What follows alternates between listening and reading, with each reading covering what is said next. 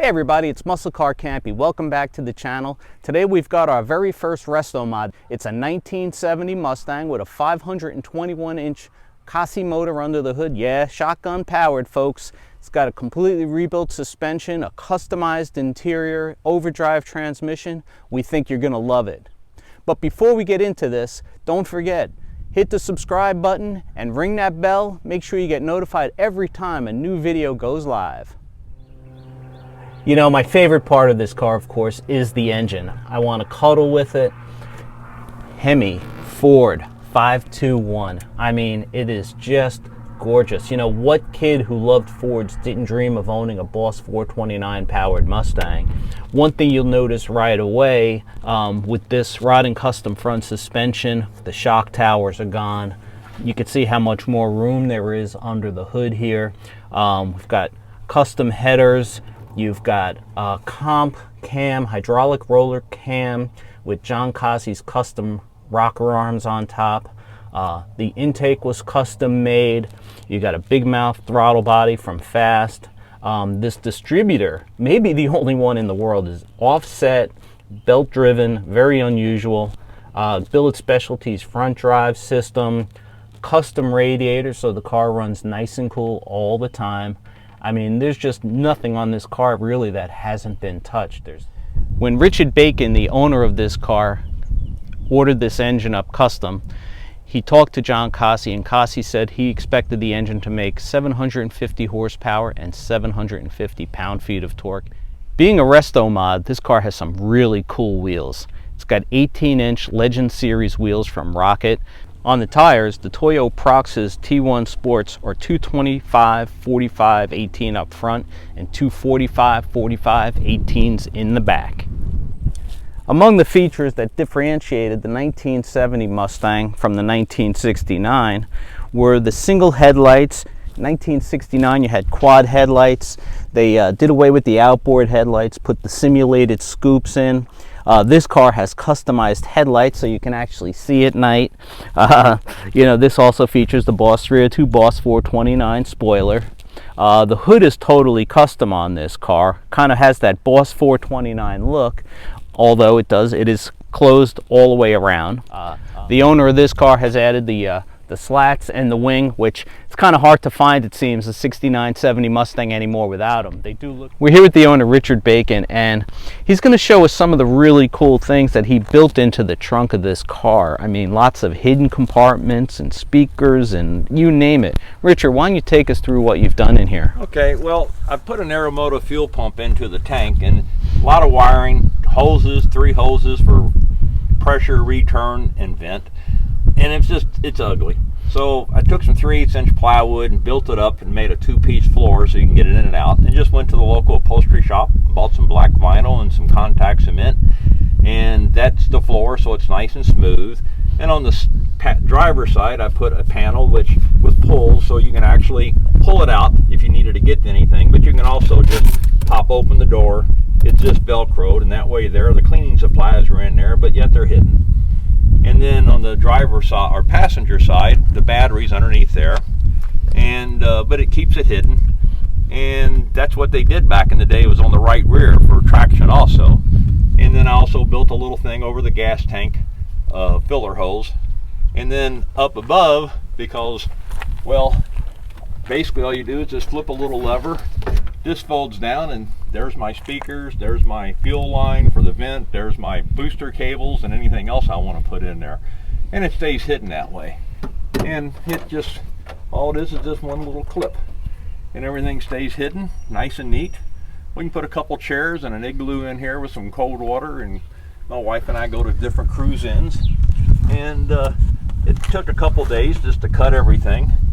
But it just cleans up the trunk area tremendously. There's nothing pretty about a trunk. Nice. And you know, you mentioned the stereo. Yeah, you've got speakers in the back, speakers inside the car, everywhere. I mean, this is a total build. You didn't really leave anything untouched, did you? No. It's probably 70-75% all new metal, just because of rust over the years. And of course I did everything I wanted. I always liked the bosses, but I took my cues on, I wanted the tail panel flat black like the Boss 302, but I didn't want the trunk lid. So I didn't want any. I don't want a clone.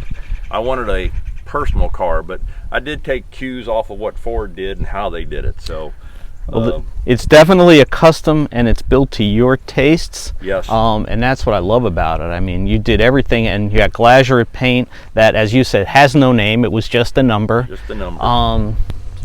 Can we call it Muscle Car Campy Tangerine? That we can do that.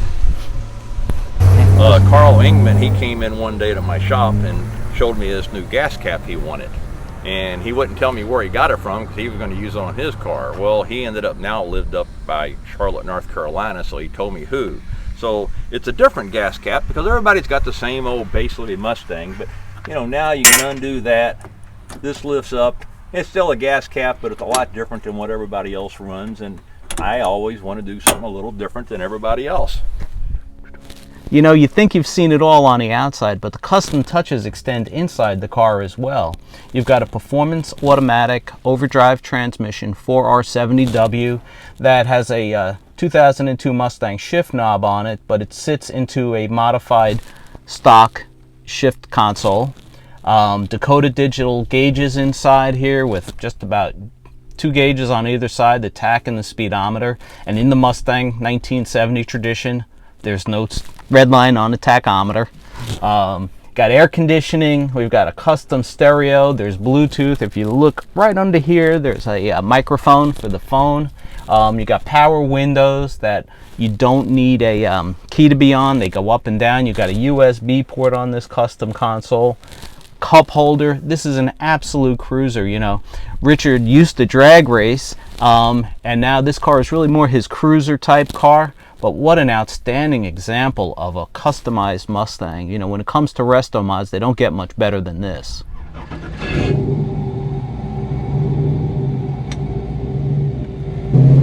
right, Richard, I want to let you know you're letting a little boy's dream come true. I've always wanted to drive a shotgun-powered Mustang, 69 or 70. I think they're the best-looking ones. Thank you very much. You're welcome. A 69, 70 Mustang. I mean, I know you have a, I believe that's a 68 in your garage. 68 fastback. Just the opportunity arose, and I love fastbacks. 70 I prefer over a 69. I'm in a minority on that. Everybody wants a 69 for the side scoops, the 4 eyes up front, but yeah, I'm a minority, but I just think the 70 is a cleaner looking vehicle, but just my opinion. Yeah, I'm kind of a 4-eyed Mustang guy. My favorite Fox body is 85, 86, and I do like the 69. I just love that grill, but the 70, I knew Larry Shinoda. He was the one who designed the 70 grill with the inboard headlights, and I really think that made it look a lot, you know, it looked cleaner, that's for sure. Yes. You know, everybody's got their own opinion. Somebody will want a 65 over any of them, but I don't know, the opportunity, if I'd had a good bargain on a 69, I probably would have been driving a 69 now, but my friend wanted to sell this, and the opportunity arose, the price was right, so a few years later and a lot of labor, it's done. Hey, you did a lot of the work on this car yourself, did you not? Well, I did, with the help of my friends, my brother-in-law Bill. We did all the body work, all the frames, so it's about 70% new metal, maybe more. New rockers, new floor pans, new frame rails, new cork boxes, and the list just keeps going on and on and on. And then my buddy Pat Keene, which is a mechanical wizard, he helped on, you know, maybe you ought to do this, do that. My buddy Duke Clancy loaned me his spray booth so I could spray it myself. My good buddy Carl Ingman, which had decades worth of owning a body shop, he would stop by, and if I had a question on this or that, he would guide me. You know, you need to do a little bit more here, a little more there. And then when it came time to paint, he was going to, you know, meet me on that side. Or we actually pulled it into my buddy's shop the day before Thanksgiving. We went in Friday, and both Duke and Carl were there, and I asked Carl, you know, what do you want to help me with? And he says, well, I'm just here to watch you. So he just watched me paint just in case I made a huge mistake on the base coat, clear coat. But now, you never painted a car before? no, I painted my '68 Cougar, and I painted an old Mustang I used to race, and I did a lot of the body work on the '68 Mustang. Did all the cut in and everything like that. So you're just not an experienced professional? No, I'm not a professional by any means, but I got good friends that when I need a question answered, they're there to help me out. So, well, you did an amazing job on the Muscle Car Campy Tangerine paint here.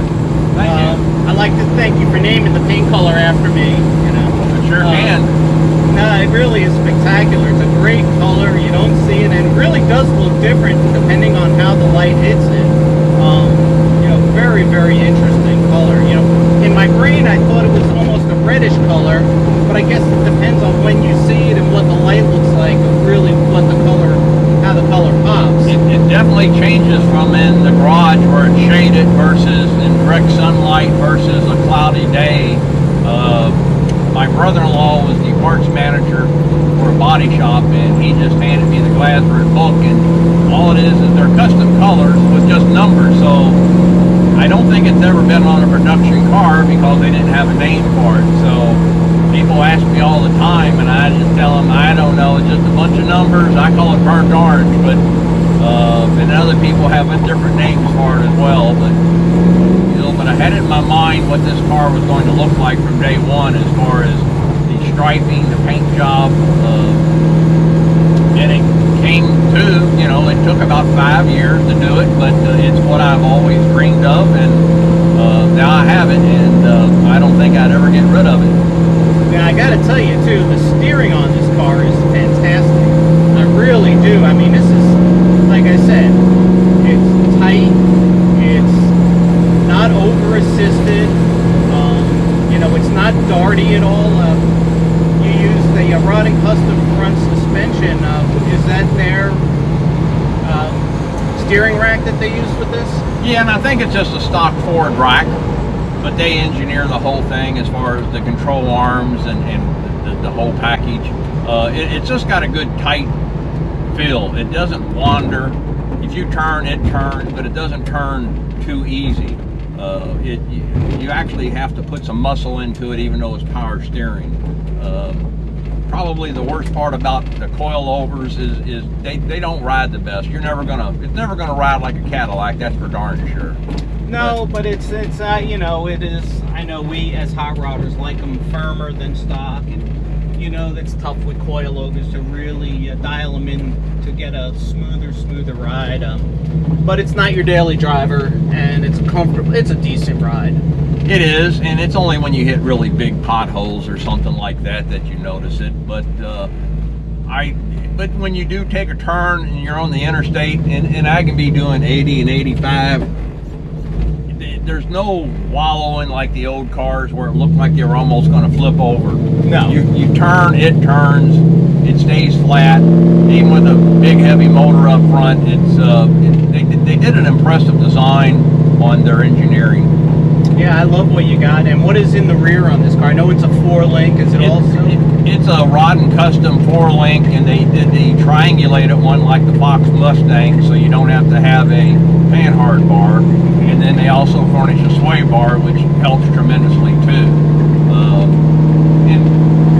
So when you want to floor it and do a burnout or whatever, you don't get no axle wrapping up. You don't have no wheels hopping. They did a good job. The coilovers, you can adjust them. I believe it's 21 ways on the shock part of it.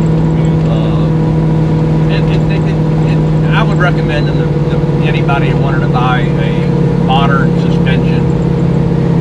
Go with them. Go with them, yes. Well, if you don't mind, I'm going to punch it a little here. We got some straightaway. Go right ahead.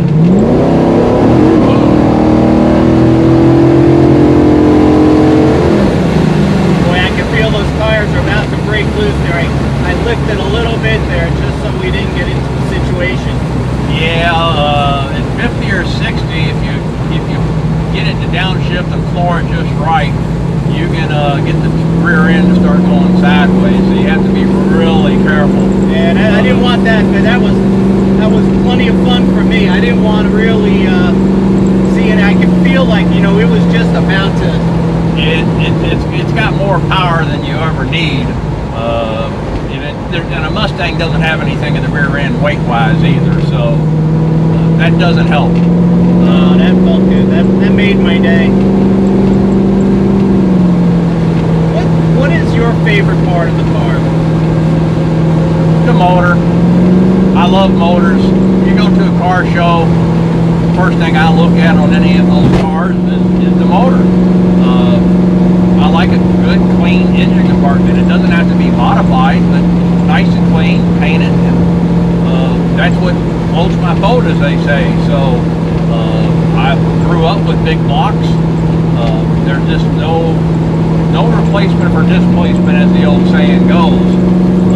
Now you have an iron block in here, I assume. Yes. Which is natural. I mean, I can only imagine. I'm sure there was probably an aluminum block available, and that probably would have really increased the price of the build. It would, and if you're going to go drag racing and try to get 1,200 horsepower for whatever, then that's the way to go. But otherwise, cast iron block is going to hold up for just. And I wanted a cruiser.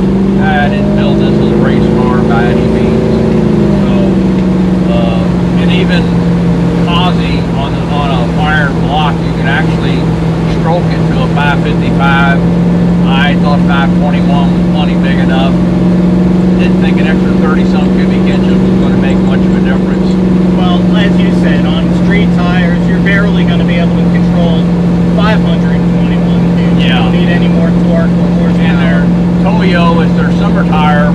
It's for traction, but it on a city street, but it's just nothing's going to hold this motor. All right, everybody, it's Muscle Car Campy saying adios, amigos.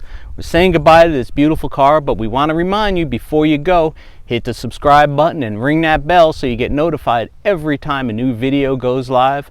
Stay tuned to Muscle Car Campy. We have a lot more great cars coming your way.